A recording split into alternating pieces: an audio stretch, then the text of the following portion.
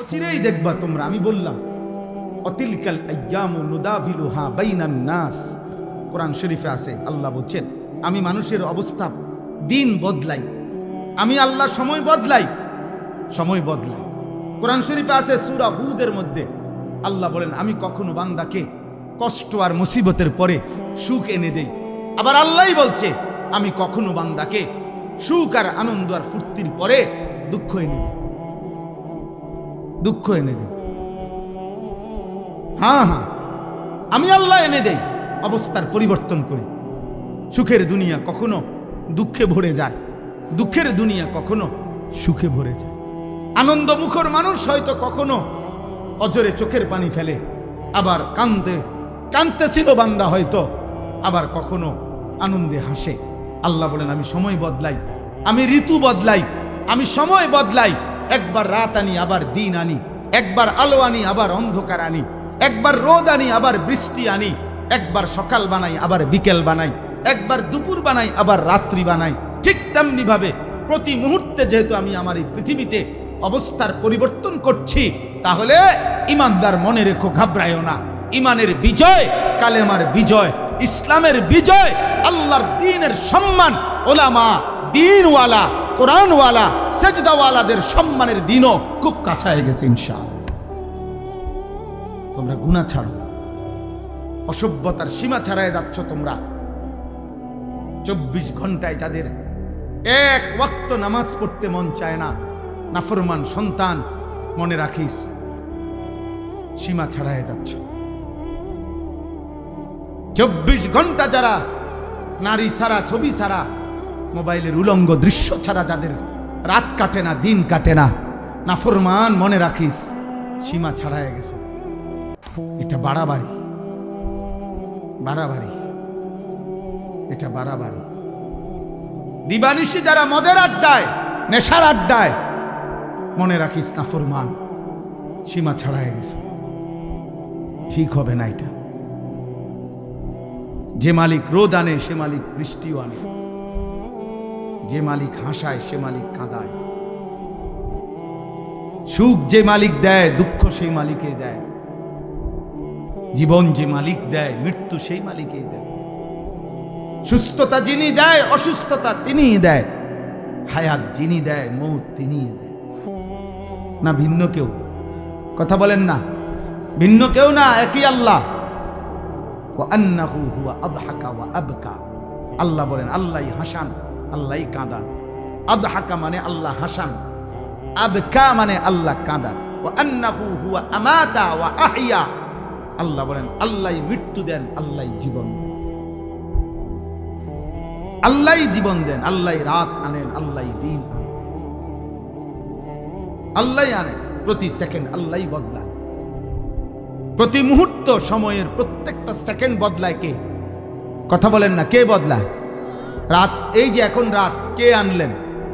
আগামীকালকের ভোর আনবে একমাত্র কে? তিনি যদি রাত ধরে রাখে কারো ক্ষমতা নাই, আলো আনবে। তিনি যদি আলো ধরে রাখে কারো ক্ষমতা নাই, অন্ধকার আনবে।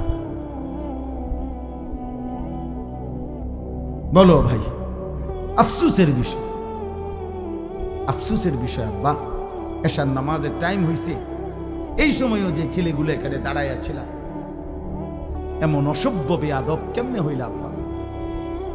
মুসলমানের ঘরে এত বড় বেয়াদব সন্তান কেমনে হইল? বাবার অপমান তুমি, মায়ের অপমান। নামাজ চলতেছিল, এখন ওয়াজ শুনতে আসছো। কি ওয়াজ শুনবো আব্বা? ওয়াজ মানে তো ফুটবল খেলা না, ওয়াজ মানে তো নাটক আর সিনেমা না, ওয়াজ মানে তো আখিরাতের কথা, ওয়াজ মানে তো নামাজের কথা, ওয়াজ মানে তো কবরের কথা, ওয়াজ মানে তো নসিহত, ওয়াজ মানে তো গুনাহ ছাড়ার কথা, ওয়াজ মানে তো তাকওয়ার কথা, আল্লাহকে ভয় করার কথা। আল্লাহ আমাদেরকে বুঝ দান করে, আল্লাহ আমাদেরকে ফিকির দান করে। তোমরা একটা একটা ছেলের কাছে আমানত, কেউ একজনই বুঝো, কিন্তু এটা মনে রেখো, গুনাহ ইজ্জত দেয় না।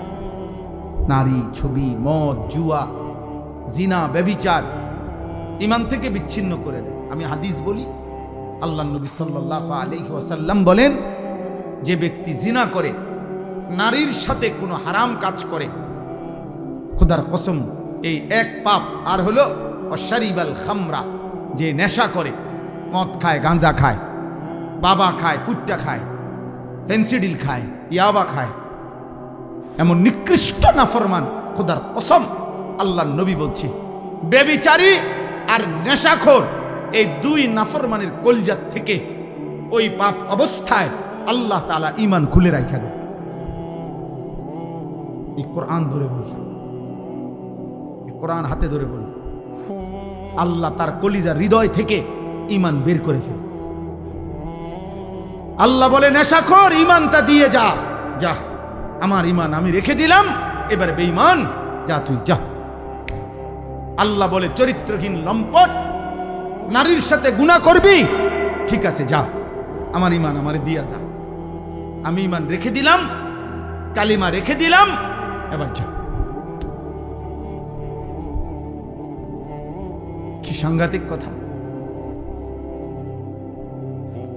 ঈমানবিহীন যদি মৃত্যু হয়, এই ঈমান যদি আর ফিরে না আসে, এই কালেমা যদি আর ফিরে না যায়, তো দুনিয়ার মানুষে না জানে আমনে মুসলমান, আমনে মানুষে না জানে, আইডি কার্ডে না, তো কবরে কি মানুষ আইডি কার্ড দেয়নি? ভোটার আইডি কার্ড কবরে দেয়নি কেউ। জন্ম নিবন্ধন সনদ দিয়ে কোনো কবরে দরকার আসেনি। আসল সত্য জানে কে? আসল হাকিকত জানে কে? আল্লাহ। এজন্য কোরআনুল কারীমে আল্লাহ বলছে, বান্দা কোরবানি তো করছো সবাই, কিন্তু আসমানে পৌঁছে কোনটা সেটা তো আমি আল্লাহ তাআলা বলে দিয়েছি। ওয়ালাকিন ইয়ানালুহুত তাকওয়া মিনকুম, তাকওয়া গুনাহমুক্ত জীবন। কোরবানির প্রত্যেকটা শুরু থেকে শেষ পর্যন্ত গুনাহমুক্ত জিন্দেগি যার, গুনাহমুক্ত তাকওয়া, আসমানে পৌঁছবে কেবল তা, বাকিগুলো জমিনের কোরবানি জমিনেই থাকবে। কোরবানি তো করছিল হাবিলও, কোরবানি তো করছে কাবিলও। পৃথিবীর আশ্চর্য গুরুত্বপূর্ণ কথা হলো, সর্বপ্রথম এই পৃথিবীতে দুইটা কোরবানি হয়েছে মাত্র। প্রথম দিন হাবিল আর কাবিল, কোরবানি হয়েছে মাত্র দুইটা। প্রথম দিন, সর্বপ্রথম, সেই প্রথম দিনের দুইটা কোরবানির মধ্যেই আল্লাহ বলছে কোরআনে, ফাতুকুব্বিলা মিন আহাদিহিমা ওয়া লাম ইউতাকাব্বাল মিনাল আখার। একটা কোরবানি কবুল হলো, একটা কোরবানি কবুল হলো না। তাহলে মাত্র কোরবানি হয়েছে দুইটা, ওইখানেই আল্লাহ একটা বাদ করে দিছে। সেই প্রথম দিনে একটা ফেলে দিছে, আল্লাহ বলছে কবুল হয় নাই একটা। তো সেখানেই আল্লাহ বলে দিছে, ইন্নামা ইয়াতাকাব্বালুল্লাহু মিনাল মুত্তাকিন। শোনো বান্দা, কিয়ামত পর্যন্ত কেউ কোরবানি কবুল হবে তার তাকওয়া থাকবে। যে কোরবানি কবুল হবে কার বলেন? বলেন না সবাই, বলেন কার? তাকওয়া থাকবে। তাকওয়া মানে গুনাহমুক্ত জীবন। তাকওয়া মানে কি বলেন? গুনাহমুক্ত জীবন। গুনাহমুক্ত জীবন, গুনাহমুক্ত। কি কি গুনাহমুক্ত? এক নাম্বার, সম্পদ গুনাহমুক্ত। এজন্য সুদখোরের টাকায় কোরবানি হয় না, ঘুষখোরের টাকায় কোরবানি হয় না, কিস্তিখোরের টাকায় কোরবানি হয় না, প্রতিদিন বাজারে ব্যবসা করে যে ওজনে কম দেয় এই হারামখোরের টাকায় কোরবানি হয় না, মানুষকে নিয়মিত যে ঠকায়, প্রতিনিয়ত প্রতারণা করে, অবৈধ উপার্জন করে, হারাম রোজগার করে, এই হারামখোরের এই টাকায় কোরবানি আদায় হয় না। গোস্ত সিদ্ধ হয়, গোস্ত কি হয়? সিদ্ধ। রুটি দিয়ে খাওয়ান যায়, এটার সমস্যা নাই। রুটি দিয়ে তো ঝোলও খাওয়া যায়, গরুর গোস্ত খাওয়ান যায়, মুরগির গোস্ত খাওয়া যায়, রুটি দিয়ে খাইতে অসুবিধা নেই, হেটার লেগে আটকাইতো না। চুলা যেটাই দেন, পাত্তর চুলা দিলেও সিদ্ধ হয়ে যাবে। বুঝেন না? পাত্তর দিলেও এটা কি হয়ে যাবে? নরম হয়ে যাবে। পাত্তর নরম হয় না আগুনের মধ্যে? চুন বানায় কি দিয়া? পাত্তর দিয়ে তো বানায়। আমি নিজ চোখে দেখছি, সুনামগঞ্জ ছাতক চুনের ফ্যাক্টরি, এরম বড় বড় পাথর, এগুলাই ভাঙ্গা ভাঙ্গা, এগুলাই কি হয়? চুন বানায়। পাথর এই আগুনের মধ্যে গলে গলে নরম হয়, এগুলোর মধ্যে মেডিসিন কেমিক্যাল দেয়, তো এরপরে চুন হয়। এই জন্য মূলত যে চুন খায় সে পাথরে খায়। হ্যাঁ হ্যাঁ মা, সত্য কথা এটা, আপনি জিজ্ঞাসা করেন না, তাইলে সিদ্ধ হবে, রুটি দিয়া খাওয়া যাবে আব্বা, কিন্তু গুনাহমুক্ত না হলে আসমানে যাবে না। ইন্নামা ইয়াতাকাব্বালুল্লাহু মিনাল মুত্তাকিন, নিশ্চয়ই আল্লাহ কোরবানি কবুল করবে তার, তাকওয়া থাকবে যার। সমস্ত আমলের মধ্যে এই কথাটাই আজকে পড়ছি, সমস্ত ইবাদতের মধ্যে এক মুসলমান, খোদার কসম, এক মুসলমানের জিন্দেগীর সব কিছুতে মনে রাখতে হবে তাকওয়া হলো তার প্রথম প্রধান তার নজর। আমি মুসলমান, আমার ওযু, গোসল, নামাজ, রোজা, হজ, যাকাত, ঈদ, কুরবানি, জিকির, তেলাওয়াত, দান, সাদাকা, আমার ঘর, আমার সংসার, আমার বউ, আমার ছেলে মেয়ে, আমার বাজার, আমার ব্যবসা, আমার প্রবাস জীবন, আমার দেশের জীবন, আমার চাকরি, আমার রাজনীতি, আমার সংসার, যা করছি, মুসলমান যদি পরিচয় থাকে তাকে খেয়াল রাখতে হবে গুনাহ যেন না হয়, গুনাহ যেন না হয়, গুনাহ যেন না হয়, গুনাহ যেন না। তাকওয়া, এরই নাম তাকওয়া। তাকওয়া শুধু কুরবানিতে না, তাকওয়া নামাজেও, তাকওয়া রোজাতেও, তাকওয়া হজ্জেও, তাকওয়া জিকিরেও, তাকওয়া তেলাওয়াতেও, তাকওয়া কোরআনুল কারীমের তেলাওয়াতেও, তাকওয়া দান সাদকাতেও, তাকওয়া রাজনীতিতেও, তাকওয়া সংসারেও, তাকওয়া স্বামী স্ত্রীর মেলামেশাতেও, তাকওয়া ছেলেপেলের ক্ষেত্রেও, তাকওয়া উপার্জনের সব ক্ষেত্রে, সর্বত্র। যুবক বলো, কিশোর বলো, নারী বলো, পুরুষ বলো, আমি হুজুর, আপনারা পাবলিক, পাবলিক বলেন আর হুজুর বলেন, অলি বলেন আর মুরিদ বলেন, যাই বলেন, মুসলমান মাত্রই জরুরি তাকওয়া, তাকওয়া, তাকওয়া। গুনাহমুক্ত থাকা, আমিও আপনিও, আমিও কি হুজুরও পাবলিকও, বক্তাও শ্রোতাও, ছোট বড় সবাই গুনাহমুক্ত থাকা। প্রিয় ভাই আমার, মুসলমানের সন্তান, তোমাদেরকে অনুরোধ করছি, গুনায় ভরা এই জিন্দেগি কোনো জীবন না, এটা কোনো জীবন না রে আব্বা। নারী, ছবি, মদ, জুয়া, চুরি, ডাকাতি, জিনা, ব্যভিচার, গান, বাদ্য, অশ্লীলতা, সুদ, ঘুষ, কিস্তি, হারাম রোজগার, এটা কোনো মুসলমানের জীবন না। এ জীবন হাইওয়ানের জীবন, এ জীবন পশুর জীবন, এ জীবন চতুষ্পদ জন্তুর জীবন। হ্যাঁ হ্যাঁ, রাগ করলো এটাই কথা, অভিমান করলো এটাই কথা, এটাই সত্য। আল্লাহ কোরআনুল কারীমের মধ্যে বলছে, যে মানুষের অন্তর আমি আল্লাহকে নিয়ে ভাবে না, যে মানুষের কান আমি আল্লাহর কথা শুনে না, যে মানুষের চোখ আমার আয়াত দেখে না, খোদার কসম আল্লাহ বলছে, উলাইকা কাল আনআম, এই মানুষগুলো জানোয়ারের মতো। কিসের মতো বলেন না? আল্লাহ কোরআনে বলছে। আপনি কার সাথে রাগ করবেন? আজকে আমি হাদিস পড়ছি বিকালবেলা বাসায়, আশ্চর্য কথা শোনেন। একটা ছোট্ট বিষয়, আপনি এটারে আপনার কাছে মনে হবে একটা ছোট্ট বিষয়। নামাজি ব্যক্তির সামনে যে সূত্রা দেয়, এটা বুঝেননি আপনারা? মানে নামাজি ব্যক্তির সামনে দিয়ে যাতে কেউ না যায়, কথা বুঝছেন কিনা? এই সামনে একটা ছোট কাঠি কিছু একটা দেয় না মানুষ, এই সূত্রা, এই যে এটা কয় সূত্রা কয় আরবিতে, মানে নামাজি ব্যক্তির সামনে কমপক্ষে সেজদার জায়গাটুকু পার করে একটা কিছু থাকা, যাতে করে এই নামাজির এই সামনে কোনো মুসলমান যাতে কি না যায়। তো নবীজি বলছেন, যদি কোনো ব্যক্তি জানতো যে নামাজি ব্যক্তির সামনে দিয়ে অতিক্রম করা কি পরিমাণ গুনাহ, যদি এটা বুঝতো, তাইলে প্রয়োজনে 40 বছর টানা দাঁড়াইয়া থাকতো। এক হাদিস।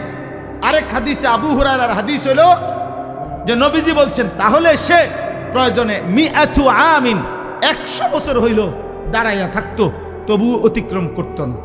এটা হলো একটা কথা। হাদিসের দ্বিতীয় অংশ আরো মারাত্মক। এই সামান্য এই বিষয়টা যে নামাজি ব্যক্তির সামনে দিয়ে যেন অতিক্রম না করে, নবীজি বলেন, তোমাদের নামাজের সামনে যদি কেউ অতিক্রম করতে চায়, তোমরা তাকে হাত দিয়ে প্রয়োজনে বাধা দাও। যদি বাধা না মানে, তাহলে তুমি তোমার শক্তি প্রয়োগ করো, মানে হাত জোর করে ধরে রাখো, যেন কোনোভাবে তোমার হাত ধাক্কাইয়া সে যাইতে না পারে। নবীজি বলেন এরপরে শব্দ ফাইন্নামা হুয়া শাইতানুন শাইতানুন, খোদার কসম নবী বলে এর সামনে দিয়ে যে লোকটা চলে যাইতেছে নিশ্চয়ই সে শয়তান। কারে বলছে? এ মানুষ এটারে বলছে, বলছে এটা শয়তান।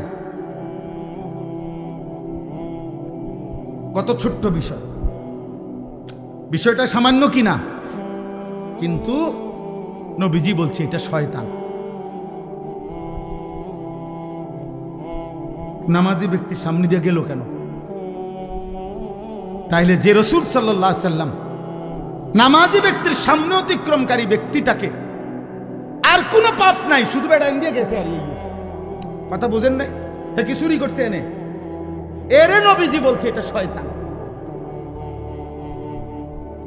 এখন বাকি নাফরমান যারা নাফরমানি করছে তাদের পরিচয় কি?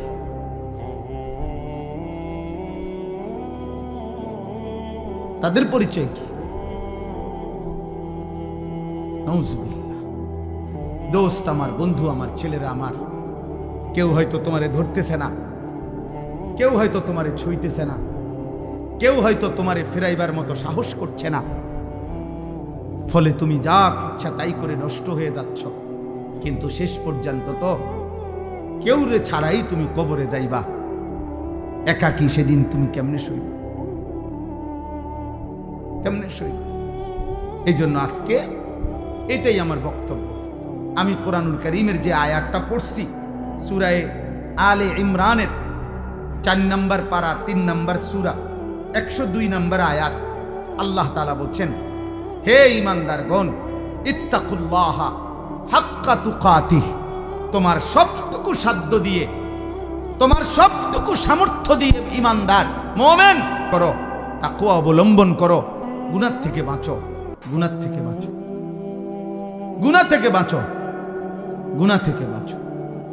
সবটুকু সামর্থ্য দিয়ে তুমি যুদ্ধ করো, তুমি প্রাণপণ লড়াই করো, তুমি সর্বোচ্চ হিম্মত করো যে আল্লাহ আমি বেঁচে থাকতে জেনে বুঝে আমি আপনার নাফরমানি করব। আল্লাহ বলছে, বান্দা এটা তোমার কাছে আমার চাওয়া, কারণ তুমি মুমিন। ইয়া আইয়ুহাল্লাযীনা আমানু, তুমি মুসলমান।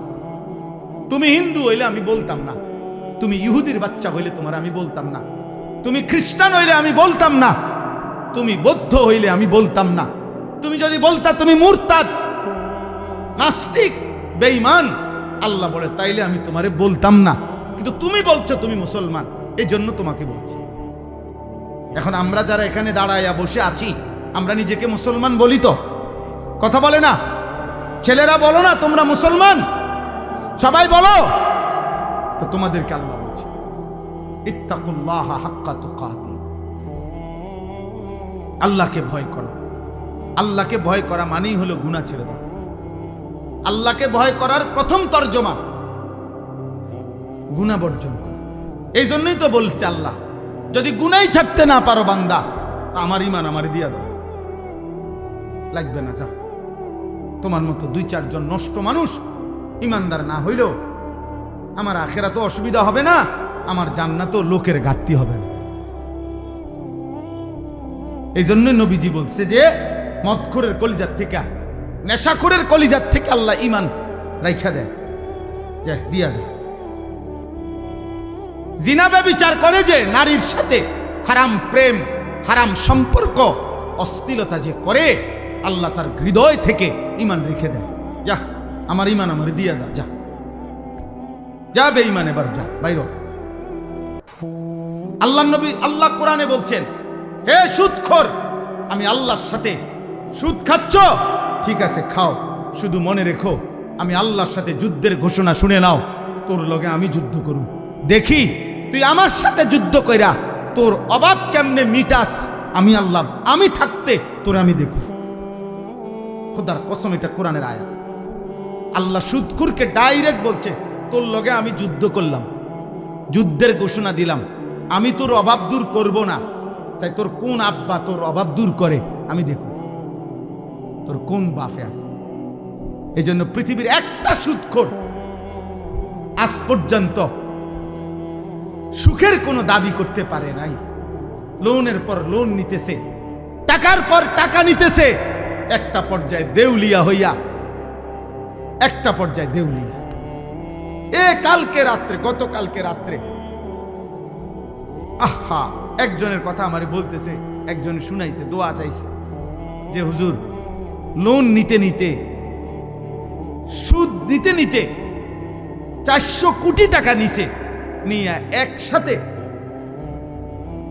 বড় বড় প্রকল্প 6টা কোটি কোটি টাকা খরচ করে এক একটাতে ব্যয় করে সাজাইছে। এখন যারা টাকা নিছে দিছে উনারে, সবাই একসাথে টাকা খুঁজতেছে। এখন সে সুদের টাকা সুদ করবে নাকি বেচা কিনা কইরা টাকা উঠাবে, পুঁজি আনবো না লাভ আনবো, কোনো কিছু নাই। একেবারে কসম শুনাইতেছে যে শেষ পর্যন্ত এখন দেউলিয়া হইয়া বাড়ি ছাড়া। আর এই গত 3-4 মাস আগে স্ত্রী, ওই লোক বলতেছে আমার কাছে চোখের পানি ফেলার মতো, বলতেছে হুজুর, উনার স্ত্রীর পায়ে ধরে রয়েছে, বউয়ের পাও ধরে রয়েছে ওই কোটি কোটি টাকার মালিক, যে তুমি আমারে ছেড়ে যাইও না, আমার এখন আর কিচ্ছু নাই। বেটি বলে, না, তোর কাছে যেহেতু কিছুই না, সম্পদ কিচ্ছু নাই, আমি তোর মতো ফকিরের কাছে থাকবো না, কয়ে বউ চলে গেছে। আহা, দুনিয়া তারে আজ কোথায় নিয়ে গেছে, হারাম তাকে আজ কোথায় নিয়ে গেছে।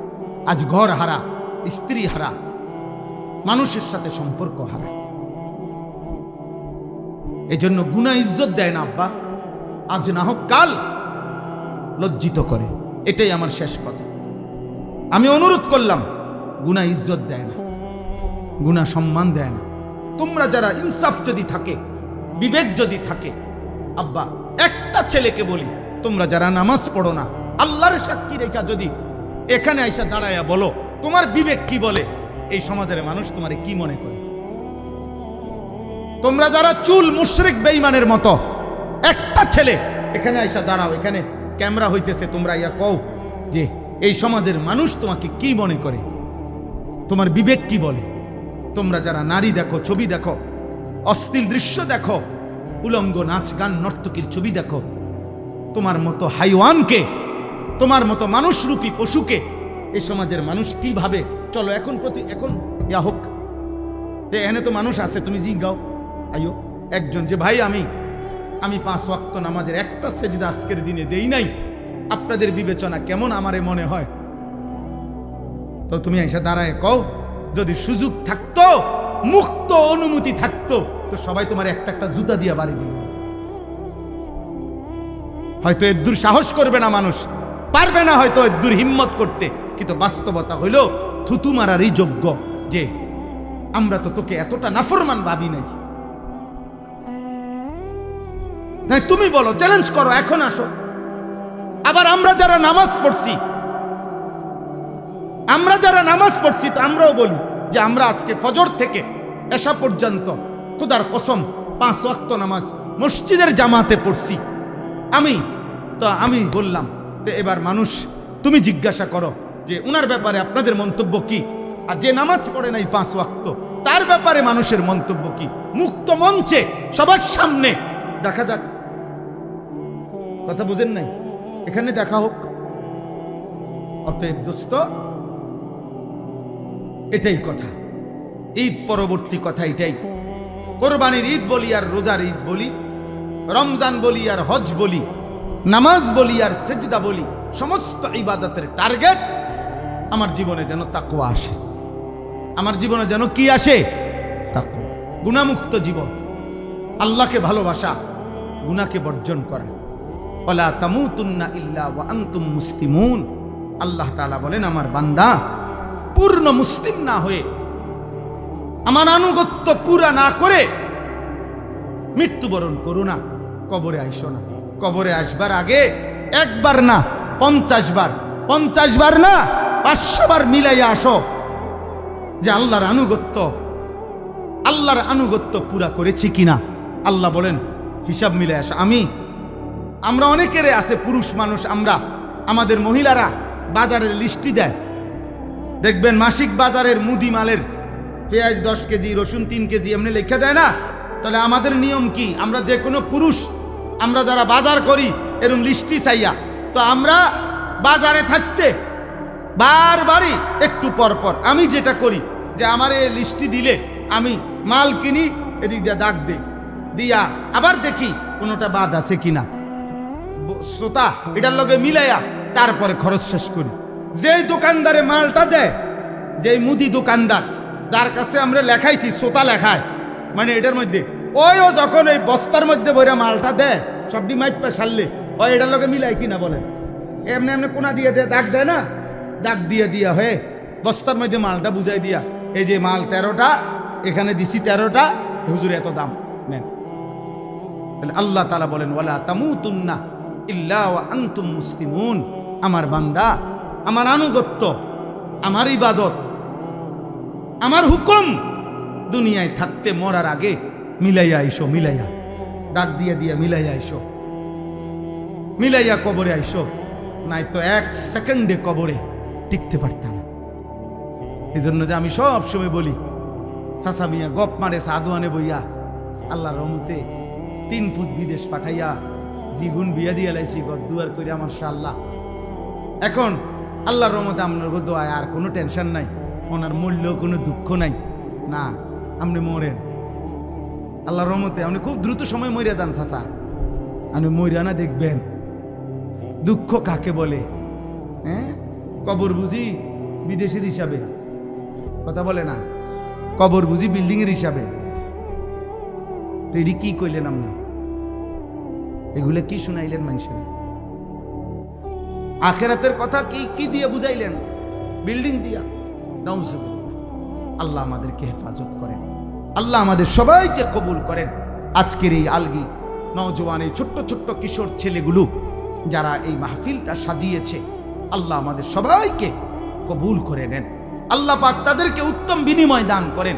ছেলেরা মদের আড্ডা, জুয়ার আড্ডা, নারীর আড্ডা, জিনার আড্ডা, ব্যভিচারের আড্ডা ছেড়ে দেওয়া, জীবনটা সুন্দর করো, জীবনটা সুন্দর করো। আল্লাহ তাআলা বলেন, আমি যদি আমার বান্দার মধ্যে কল্যাণ দেখতাম, ভালাই দেখতাম, তো আমি আল্লাহই তারকে আমার কথাগুলো শুনাইয়া দিতাম। অর্থাৎ তার মধ্যে ন্যূনতম কোনো আগ্রহই নাই, তো বেহুদা সামান্যতম জাররা পরিমাণও কোনো আগ্রহ নাই, শুনবার কোনো মানসিকতাই নাই। তো এই কারণে এমন যাদের গাফেল, আল্লাহ তাদেরকে উল্টা পথেই ফিরায় রাখে। আর যে একটু ঝুঁকে আসে, আল্লাহ তার চাইতে বেশি এগিয়ে হেদায়েত দিয়ে দেয়। ওমর রাদিয়াল্লাহু তাআলা আনহু মাঝখান দিয়ে শুধু একটা কাজ করছে। প্রথম থেকে উনার আচরণটা ছিল উগ্র। উনি তরবারি হাতে নিয়ে বলছে মক্কার কুরাইশদেরকে যে মুহাম্মদকে আমি এক্ষণ কল্লা নিয়ে আসতেছি, তোমরা কাবাগরের সামনে গিয়ে দাঁড়াও, আমি আসতেছি। প্রতিমধ্যে শুনছে ওমরের বোন আর বোন জামাই কালেমা গ্রহণ করছে। এবার আরো উত্তেজিত হয়ে ওনাদের ঘরে গিয়ে ওনাদেরকে আচ্ছা মতো মারছে, মেরে রক্তাক্ত করে ফেলছে। ওমরের বোন জামাই এবং বোনকে, ওমরের বোন জামাই বিখ্যাত সাহাবী ছিলেন হযরত সাঈদ ইবনে যায়েদ, যাকে মারছে। বেহেশতের সুসংবাদ প্রাপ্ত আশারায়ে মুবাশশারা যে 10 জন সাহাবী, এর মধ্যে একজন হলো এই ওমরের এই বোন জামাই। অনেক বড় সাহাবী, মুস্তাজাবুদ দাওয়া বলা হইতো ওনাকে। এই সাহাবী ব্যাপারে প্রসিদ্ধ ছিল যে ইনি যা আল্লাহর কাছে চাইতেন আল্লাহ তাই কবুল করতেন। এই উনি এবং ওনার বোনের নাম ছিল ফাতেমা।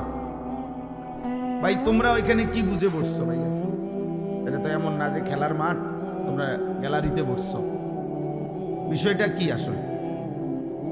মুসলমানের সাথে বসতে লজ্জা কিসের?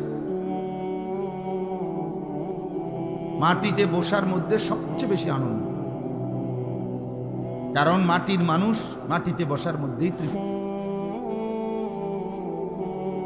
মাটিতে বসার মধ্যেই আমাদের মূল তৃপ্তি, মাটির সাথে সম্পৃক্ততা, এটা আমাদের আসলের সাথে, মূলের সাথে সম্পৃক্ত। মিনহা খালাকনাকুম অফিহা নুঈদুকুম ওয়া মিনহা নুখরিজুকুম তারাতান উখরা। আল্লাহ তাআলা তো এটাই শিখাইছে, এই মাটি থেকেই তোমাদেরকে সৃষ্টি করেছি, এই মাটিতেই আবার তোমাদেরকে কবরে ফিরিয়ে আনবো, এই মাটি থেকেই আবার একদিন তোমাদেরকে আমি হাসরের ময়দানে উঠাবো। কাজে তুমি চাইলেও বান্দা মাটির থেকে সম্পর্ক তুমি নিজেকে বিচ্ছিন্ন করতে পারো। বিল্ডিং তোমার 80 তলা হোক, মাটিতেই ফিরতে হবে। বিল্ডিং তোমার রাজপ্রাসাদ হোক, একদিন তোমাকে কোথায় ফিরতে হবে? মাটিতেই ফিরতে হবে। অফিহা নুঈদুকুম, এই মাটিতেই তোমাকে ফেরত নিয়ে আসবে। এই জন্য মাটির সাথে সম্পৃক্ততা, এটা তো আমাদের মূলের সাথে সম্পৃক্ত। এই জন্য মাটিতে বসার মধ্যে কোনো লজ্জাও নাই, সংকোচও নেই। এবং কারণ এটাই আমাদের মূল বাস্তবতা। একদিন আমাকে লম্বা সময়ের জন্য এই মাটিতেই শুয়ে থাকতে হবে। আয় কারীম,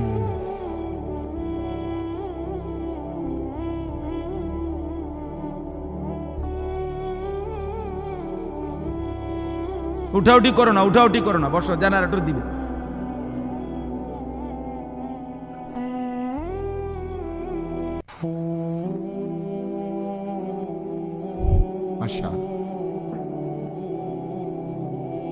জন্য তাহলে বলতেছিলাম যে আল্লাহর কথা যদি মনোযোগ, ও ওমরের কথা বলতেছিলাম, বোন এবং বোন জামাইকেও এবার আচ্ছা তরে মারছে। কেন? কালেমা গ্রহণ করবে। তাহলে অপরাধের উপরে অপরাধ, পাপের উপরে আরো পাপ। একে তো তরবারি হাতে রওনা দিয়েছে নবী সাল্লাল্লাহু আলাইহি সাল্লামকে হত্যা করবে, এটা যে কল্পনা করছে এটাও তো কত বড় পাপ, কত বড় গুনাহ। আবার এই কালেমা গ্রহণ করার অপরাধে বোন আর বোন জামাইকে আচ্ছা তরে রক্তাক্ত করে ফেলছে। কিন্তু ওমর একটা কাজ করে ফেলছে, অল্প একটু কাজ। সেটা হলো যখন রাগ থামছে, মারতে মারতে বল ফিরে গেছে, তখন ওমর রাদিয়াল্লাহু তাআলা আনহু ওনার বোনকে, বোন জামাইকে বলছে একটা কথা, যে তোমরা কি পড়তেছিলা সে শোনাও। আমি যখন ঢুকতেছি তখন শুনতেছিলাম তোমরা কি যেন পড়তেছিলা, এগুলা কি পড়তেছিলা ওটা কও। এই আরশ আজিমের মালিক আল্লাহ তাআলা বলে, বান্দা ওমর, এটুকু আগ্রহ দেখাইছো আমার কোরআন শুনবার জন্য, যা হেদায়েত দিয়ে দিলাম। এরপরেই আল্লাহর কোরআন শুনছে এবং কিছুক্ষণের মধ্যেই নবীজির কাছে গিয়ে এই কোরআন শুনে কালেমা পড়ে মুসলমান হয়ে গেছে। তাহলে একটু আগ্রহ দেখাইছে, ফাঁকি দিয়া এতক্ষণ তো যা করছে সব উল্টা পাল্টাই করতেছিল, কিন্তু এখানে এসে একটু আগ্রহ দেখাইছে যে কি পড়তেছিলি তোরা সেটা শোনা। আল্লাহ তাআলার এটুকুই ভাল লাগছে। তো আল্লাহ তাআলা এইটুকু আগ্রহের বিনিময়ে এত বড় গুনাহ করতে রওনা দিছে, হত্যা করবে নবীকে, নাউজুবিল্লাহ।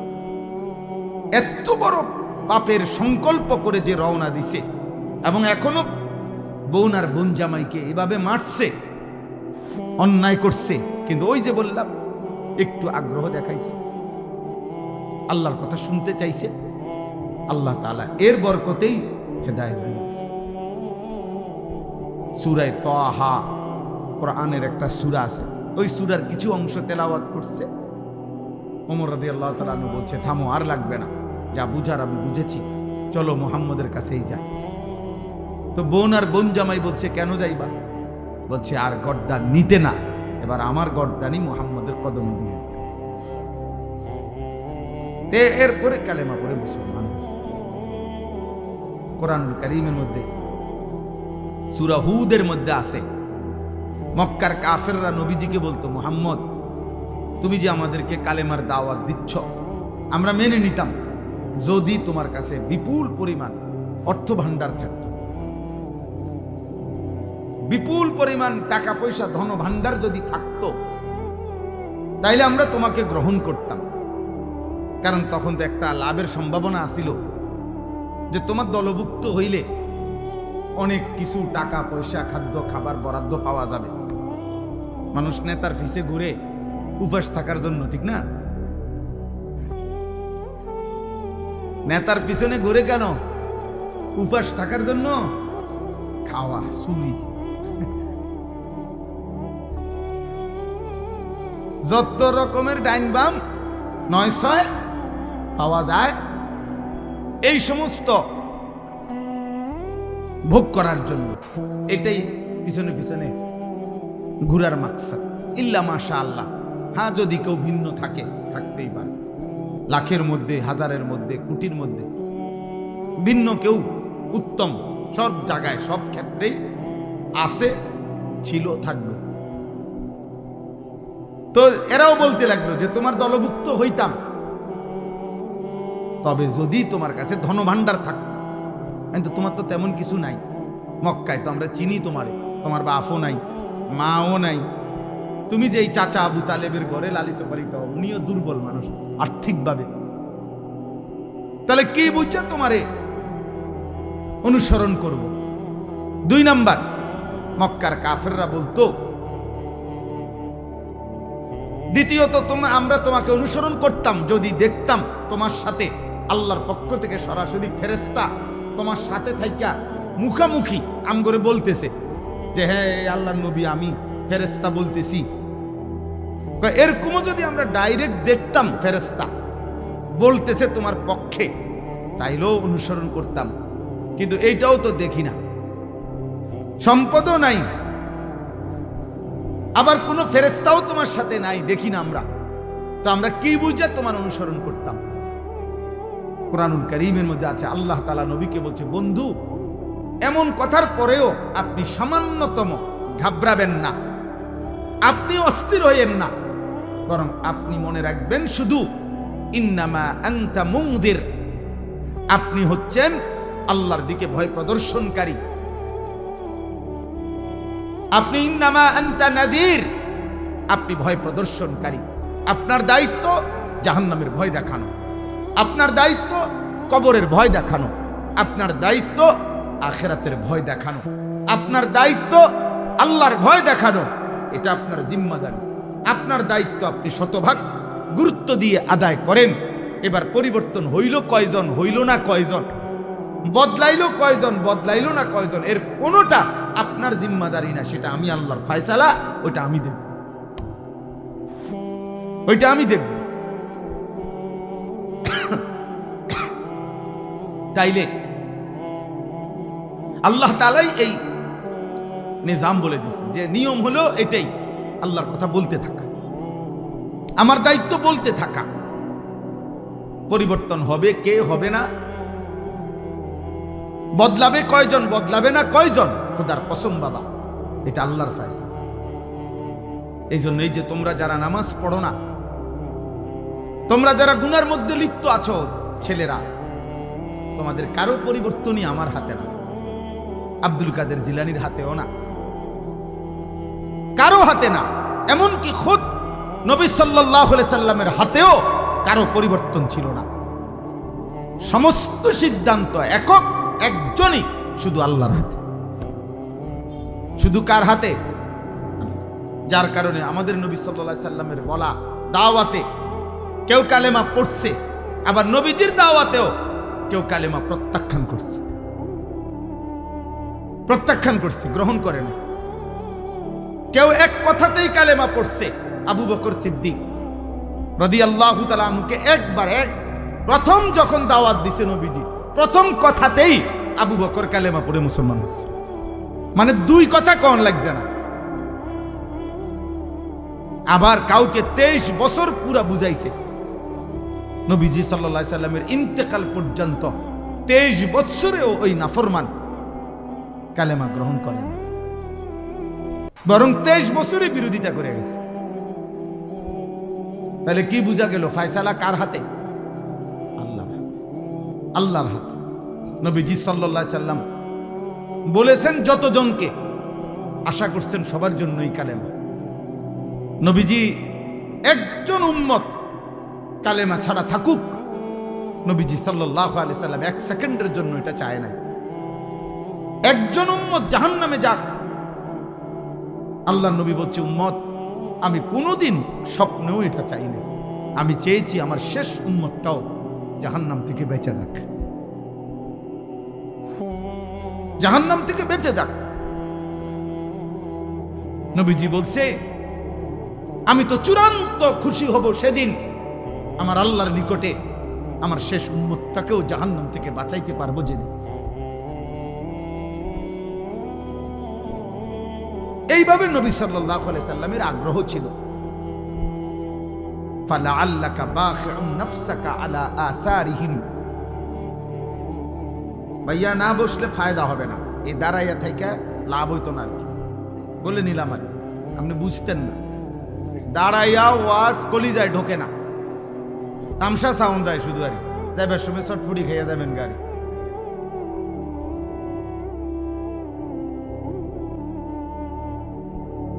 অল্প শুনেন, এই তো ওয়াজ শেষ, এরপরে আর বয়ান করবে না কেউ, তাইলে তার মানে আধা ঘন্টা 40 মিনিট সর্বোচ্চ, এরপরে আমি এমনি শেষ করে দেবো ইনশাআল্লাহ। অতএব তোমরা ছেলেদেরকেও বলিবা। তাহলে আমার কথা এটা, নবীজিকে আল্লাহ বলছে, বন্ধু ফালাআল্লাকা বাখিউন নাফসাক। মানুষগুলো ঈমান আনতেছে না, পরিবর্তন হচ্ছে না, গুনাহ ছাড়তেছে না, আল্লাহর নাফরমানি ছাড়তেছে না। এই অস্থিরতা পেরেশানিতে আপনি কি মরে যাবেন নাকি?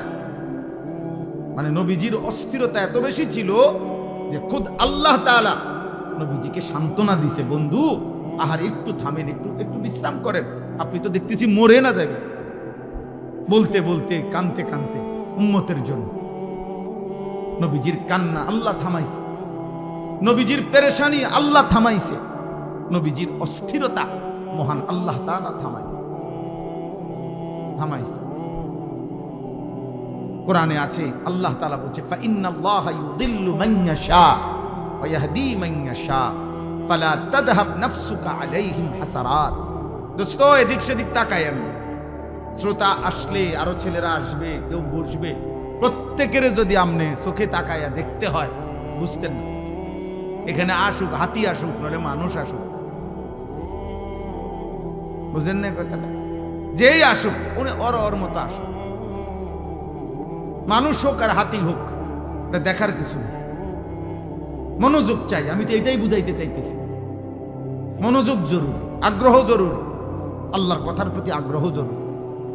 সাহাবায়ে কেরাম বলেন, আমরা যখন নবীজির কথা শুনতাম মনে হইতো যেন আমরা গাছের ডাল, এরকম মজবুত মোটা ডাল, যে ডাল নড়ে না এক সেকেন্ড, এরকম গাছের ডালের মতো স্থির হয়ে থাকতাম। মনে হইতো যেন আমাদের মাথার উপরে আইসা পাখি বসছে, পাখি একবার নড়েও না, কারণ আমরা তো মাথা নাড়াইতাম না, কাঁধ নাড়াইতাম না, এমন স্থির থাকতাম। সাহাবী বলছে, আমরা মনে হইতো যেন নবীজির সামনে এভাবে বসতাম কখনো কখনো বয়ান শুনতে, যে মনে হইতো যেন আমাদের মাথাটা কাইটা আলগা করে রাখছে, কারণ শরীরের সাথে থাকলে না মাথা নাড়াইতো, মাথাই যেন ভিন্ন, অর্থাৎ এত স্থির।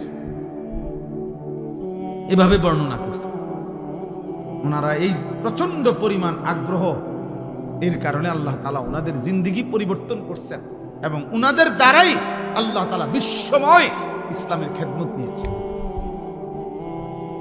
আমরা তো অধিকাংশ মুসলমান আব্বা নিজের এই পেট পিঠ, নিজের এই ছোট্ট একটু শরীর, এটুকুর সাজ সজ্জা, এটুকু শরীরের আরাম আয়েশ ভোগ বিলাসিতা, এই পেশাব পায়খানা আর এই পেটের চাহিদা আর লজ্জাস্থানের চাহিদা, আহা, বহু নিকৃষ্ট মানুষের জিন্দেগির 24 ঘন্টা হয় পেটের চাহিদা নয় লজ্জাস্থানের চাহিদা। এই দুই চাহিদার জন্যই জীবন শেষ, রাত শেষ হয়, দিন শেষ হয়, মাস যায়, সপ্তাহ যায়, আল্লাহ কোথায়, নবী কোথায়, ইসলাম কোথায়, দিন কোথায়, ধর্ম কোথায়, আখেরাত কোথায়, কিচ্ছুর কোনো ধার ধারে না। হয় পেটের ক্ষুধা আর নাই তো লজ্জাস্থানের ক্ষুধা।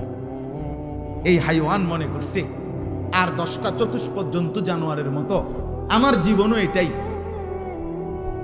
আমার জীবনে এটাই, পেটের ভোগ, লজ্জাস্থানের ভোগ, এই দুই চাহিদা পূরণ করে। দিনভর হয়তো খায়, নয়তো মোবাইল টিপে। খাইলে পেট ভরে, আর মোবাইল দেখলে লজ্জা, নারীর চাহিদা, লজ্জাস্থানের চাহিদার জন্য অশ্লীল ছবি, উলঙ্গ দৃশ্য, জিনা ব্যভিচারের দৃশ্য এই দেখে। মানে হাইওয়ান শুধু এই দুই জিনিসের পিছনেই জিন্দেগি শেষ। আর জীবনের কোনো উদ্দেশ্য নাই, আসা যাওয়া নাই। কিন্তু সত্যিকার মোমেন যে, তার কলিজায় সারাক্ষণ আখেরাতই থাকে, তার ফিকির আখেরাত, তার ফিকির আখেরাত। হাদিসের মধ্যে আছে, সাহাবায়ে কেরাম বলতেন, নবীজিকে দেখলেই মনে হইতো সারাক্ষণ কি যেন ভাবতেছে। নবীজির চেহারা মুবারকের দিকে তাকাইলেই মনে হতো মুতাওয়াসিল আল আহজান দাইমাল ফিক্র, সারাক্ষণ তিনি চিন্তাই করছেন, ফিকিরই করছেন, কিভাবে আমার একটা একটা উম্মতকে জাহান্নাম থেকে বাঁচাবো। আর কেমনে বললে, আর কি বললে, আর কিভাবে বললে, আর কতভাবে বললে, আর কি কি উদ্যোগ নিলে আমার উম্মত জাহান্নাম থেকে বাঁচবে, নামাজ পড়বে, আল্লাহ চিনবে। এই ফিকিরই সারাক্ষণ নবীজি সাল্লাল্লাহু আলাইহি সাল্লাম করতেন, এই ফিকিরই করতেন। একজন বাবার এটাই উচিত, একজন মার এটাই উচিত, একজন মানব দরদি সমাজ সেবক, তার মূল দায়িত্ব এটাই ভাবনা যে মানুষ কেমনে জাহান্নাম থেকে বাঁচবে, মানুষ কেমনে আল্লাহর কাছ থেকে হাসরের ময়দানে জাহান্নাম থেকে বাঁচবে, কেমন কবরের আযাব থেকে বাঁচবে। কেমন সত্যিকার মুমিন মুসলমানের স্ত্রী বলেন, ছেলে বলেন, মেয়ে বলেন, দেশ বলেন, পাড়া বলেন, মহল্লা বলেন, একজন ইমানদার মুসলমানের মূল ফিকির নিজের এবং প্রতিটা মানুষের জাহান্নাম থেকে বাঁচানোর ফিকির।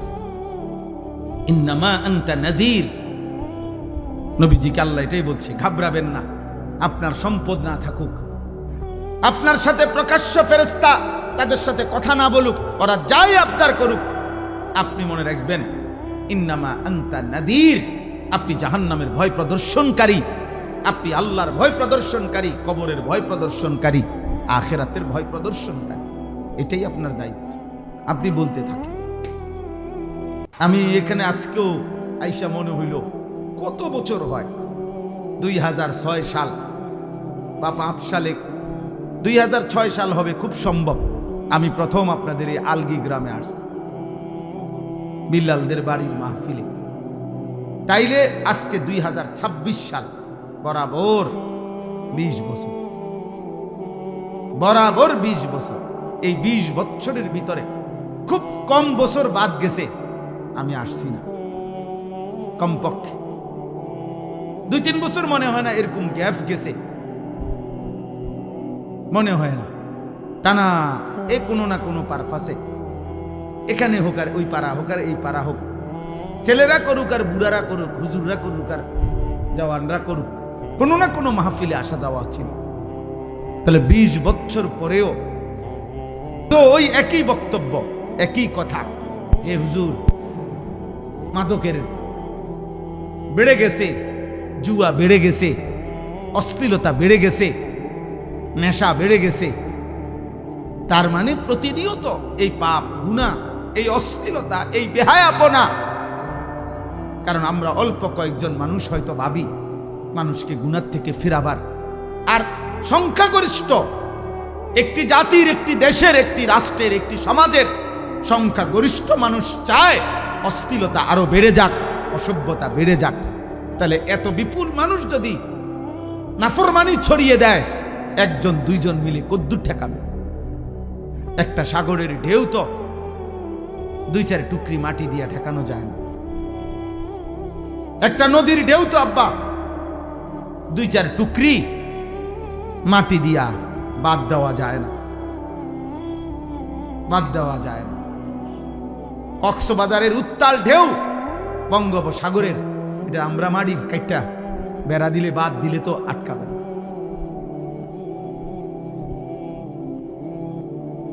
এই জন্য আমি ছেলেদেরকে বলছি, এখন ওই রুমের মধ্যে বসে বলছি যে আব্বা, তোমার সমাজ, তোমাদের গ্রাম, তোমরাই ভাবতে হবে। আমি আরেক জায়গার থেকে আসছি, আরেক জায়গার থেকে এসে আবার চলে যাব, কিন্তু যার যার সমাজ, যার যার বাবা মা, যার যার সমাজের অভিভাবক, ওনাদেরই দায়িত্ব ওনাদের সমাজের সন্তানদেরকে আল্লাহর দিকে ফিরানো। আলগা হুজুর দিয়া বলাই যাবে 1 ঘন্টা, আধা ঘন্টা, 2 ঘন্টা, কিন্তু পরিবর্তনের জন্য আপনাদের সম্মিলিত উদ্যোগ এবং 2 জন ছেলে 1 জন ছেলেও যদি থাকো, ছেলেরা তোমাদের মধ্যে কেউ যে সমাজ মানুষের চুরি, জিনা, মদ, জুয়া, নারী, বেহায়াপনা, অশ্লীলতা দেখে যদি কারো কলিজার মধ্যে ভাবনা আসে, আহা আমার সমাজ কি করছে, তাইলে তোমারই দায়িত্ব, তুমি উদ্যোগ নাও, নাই তো পরিবর্তন আসবে না, পরিবর্তন আসবে না। মোবাইলে ছবি দিলেন, ফেসবুকে ছবি দিলেন, আমরা মাহফিল করেছি, হুজুর আসছেন, শ্রোতা আসছে, শ্রোতা গেছে, কারো 10টা ছবি, কারো 20টা ছবি মোবাইলে দিয়া দিছে, এরপরে নতুন ছবি আইসা পিছনের গুলারে ফেলে দিছে। এইগুলার কোনো কিচ্ছু আসে যায় না, কিচ্ছু আসে যায় না। এই জন্য আমি সবার কাছে বলি, আপনারা যারা আছেন, ছেলেরা তোমরা যারা আছো, সবার বিবেক একসাথে নড়ে না। কিছু মানুষের বিবেক মরে যায়, কিছু নাফরমান আল্লাহর নাফরমানি করতে করতে কলিজা বন্ধ হয়ে যায়। খোদার কসম, এটা কোরআনে আল্লাহ বলছে, পাপ করতে করতে, নামাজ না পড়তে পড়তে, আল্লাহকে সেজদা না দিতে দিতে, অশ্লীলতার, নাফরমানি, বেহায়াপনা, অসভ্যতার, নোংরামি করতে করতে, খোদার কসম আল্লাহ বলেন, অসংখ্য নাফরমানকে এক পর্যায়ে আমি তার অন্তর মোহর মেরে দেই, কান মোহর মেরে দেই, চোখে চূড়ান্ত পর্দা ফেলে দেই, আর কোনোদিন হেদায়েত দেই না। একদিন আমার ফেরেশতা দিয়া, লাথি দিয়া জাহান্নামেই ফেলে দেই।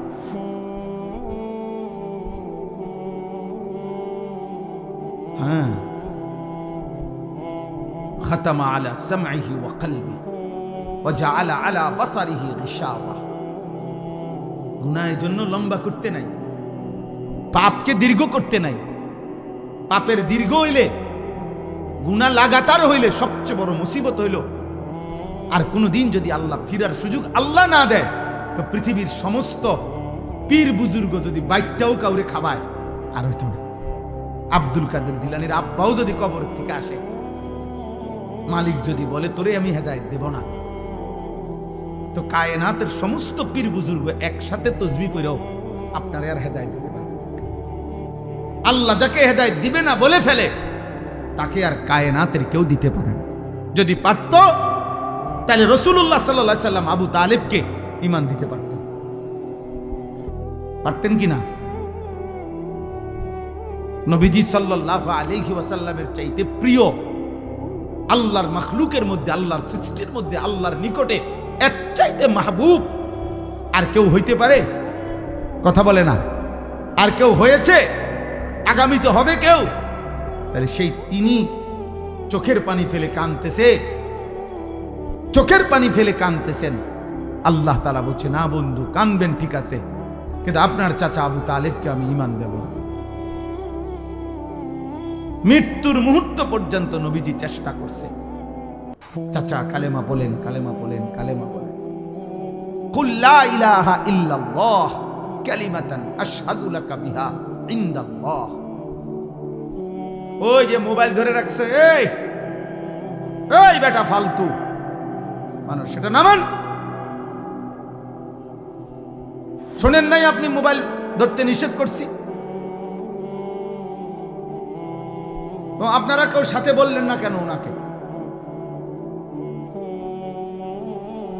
নিজের জন্য ভাবেন, নিজের জন্য, নিজের কলিজায় আল্লাহকে নেন, হৃদয়ে আল্লাহকে নেন। আমরা সবাই ব্যস্ত হয়ে গেছি অন্যরে হেদায়েত করার জন্য, সবাই আমরা ব্যস্ত হয়ে গেছি অন্যরে মোবাইল দিয়া দেখানোর জন্য। মনে হয় যেন উনি, আমি তো হুজুর আল্লাহর রহমতে আমনগো দোয়ায় জোনায়েদ বাগদাদি হয়েই গেছি, এখন আমি চেষ্টা করতে আছি অন্য মানুষেরে আব্দুল কাদের জিলানী বানাইতে। আমাদের ভাবটা এমন হয়ে গেছে, আমরা বেশি আত্মবোলা, আপন ভোলা, আপন ভোলা। আমি এখনো এই ছেলেদেরকে বলছি যে আব্বা তোমরা বলো, এশার নামাজ যখন চলতেছে, আমি যখন গেছি মসজিদে, আমার ডানে বামে আমি যে কয়জনরে দেখছি আমি ডাইকা মসজিদে পাঠাইছি। আমি তো তোমরা আয়োজক, তোমরা তোমাদের এই ছেলেগুলোরে ডাকছিলেন এশার নামাজের জন্য, মাগরিবের নামাজের জন্য ডাকছিলেন, ফজরের নামাজের জন্য ডাকছিলেনই কোনোদিন? তাহলে কেউ যদি কাউকে আল্লাহর দিকে না ডাকে, একজন বক্তা বুঝি কুমিল্লার থেকে আইসা, ঢাকা সিটাং থেকে আইসা বুঝি সবাই রে জুনায়েদ বাগদাদি বানায় ফেলবে? দেখি তাবিজ, দেখি ফু, হ্যাঁ, যে আমি আপনার ঘরে ফু দিয়ে দিলাম, আপনারা এখন একটা ফু দেব, আপনারা দেখবেন সাথে সাথে আপনারা সবাই হয়ে গেছেন বাইজিদ বুস্তামিয়ার জুনায়েদ বাগদাদি। এটা এমন দেখি ম্যাজিক, এটা সার্কাস। এখানে আমাদের মেহনত চাই, আমাদের সম্মিলিত উদ্যোগ চাই, আমাদের সকলের আন্তরিক প্রচেষ্টা লাগবে ভাইয়া।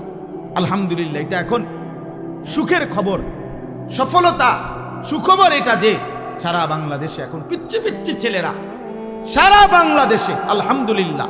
এটা বৃষ্টি আসার আগে ঠান্ডা বাতাস বয়, এটা নিয়ম। বৃষ্টির আগের বাতাস সবাই টের পায়, বুঝে। বৃষ্টির আগের বাতাসটাই ভিন্ন রকম হয়। বাতাসটা এত ঠান্ডা যে বাতাস এটা গায়ে লাগলেই মানুষ বুঝে বৃষ্টি আসতেছে।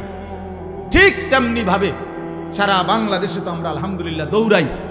আমরা দেখি এখন ক্লাস 6-এ পড়ে, 7-এ পড়ে, 8-এ পড়ে, এমন ছোট ছোট বাচ্চারাও আল্লাহর কোরআনের মাহফিল, দ্বীনি মাহফিল, এরকম নওজোয়ানরা, ছোট ছোট কিশোর বাচ্চারা মাহফিলের আয়োজন, দ্বীনি মজমার আয়োজন করতেছে।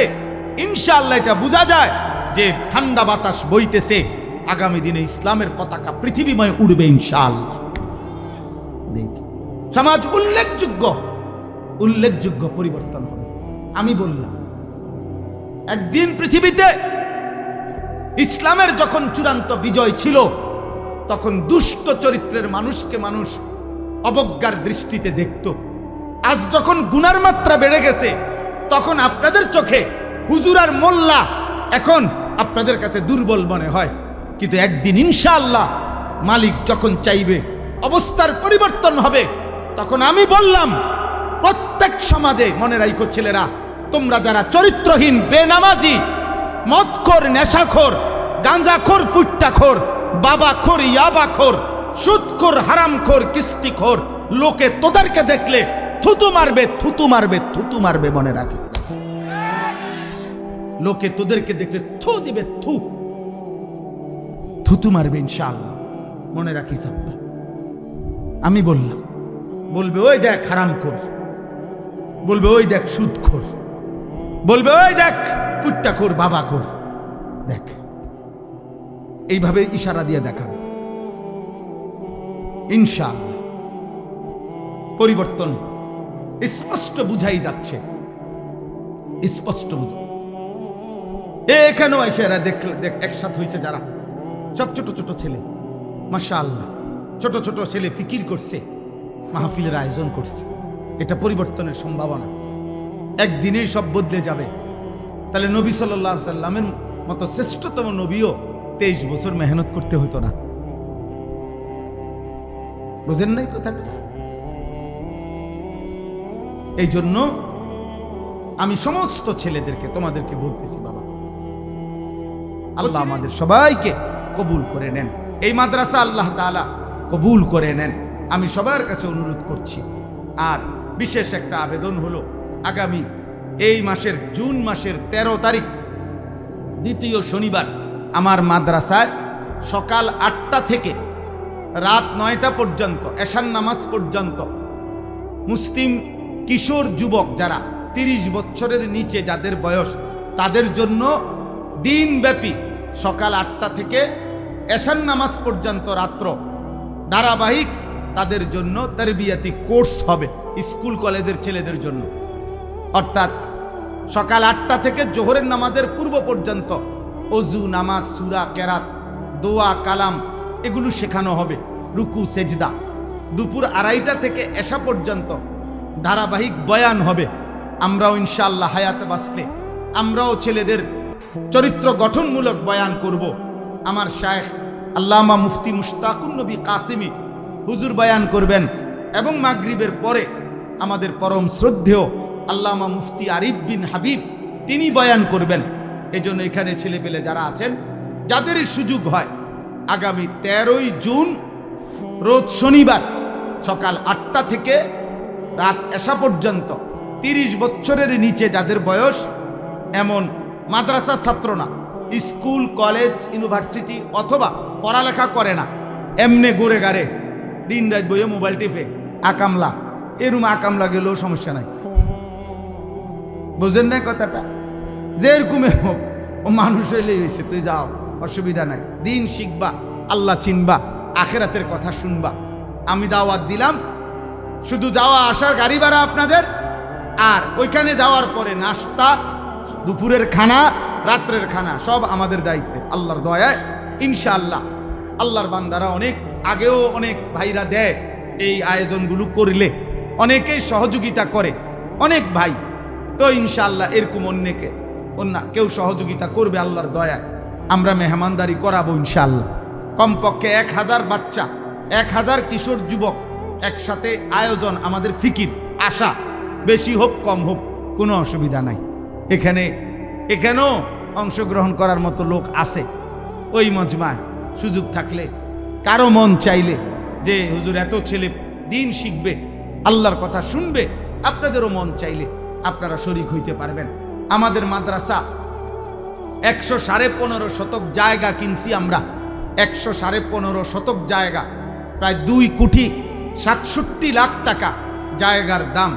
আলহামদুলিল্লাহ, আমাদের আশা মুসলিম শিশু, কিশোর, যুবক, নওজওয়ান, স্কুল কলেজের, ওদের জন্য আমরা একটা পৃথক মাদ্রাসা চালু করতে চাচ্ছি, যেখানে সারা বছর মুসলমানের সন্তান দিন শিখবে, জেনারেল লাইনে, যে যেটুকু সময় অতটুকু, যার সময় যতক্ষণ দিন শিখবে ততক্ষণ, যে আসবে যখন দিন শিখবে তখন। এরকম আশা নিয়ে আমরা ওইখানে একটা পৃথক মাদ্রাসা চালু করতে চাচ্ছি। আমাদের স্বাভাবিক মাদ্রাসা যেটা আছে ওইটাও আলহামদুলিল্লাহ ভালো চলতেছে। এখনো প্রায় 534 জন ছাত্র আমাদের মাদ্রাসায় আছে, এরা মাদ্রাসায় পড়ে। আর এই স্কুল কলেজ জেনারেল ছেলেদের জন্য আমরা পৃথক মাদ্রাসার কার্যক্রম করতেছি। আপনাদের কাছে দোয়া চাই, সহযোগিতা চাই।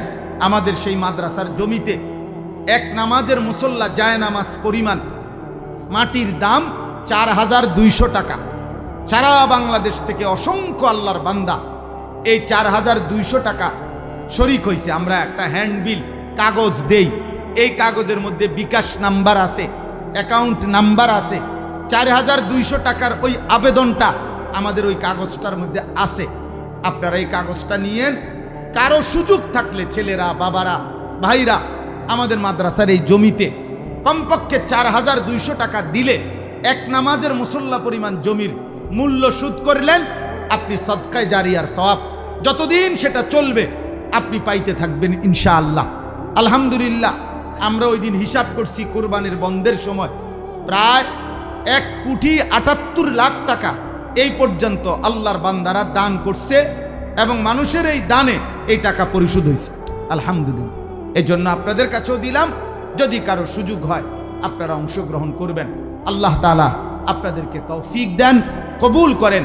আলগি গ্রামে আমাদের এই আসা যাওয়া আল্লাহ তাআলা তার সন্তুষ্টির জন্য কবুল করেন।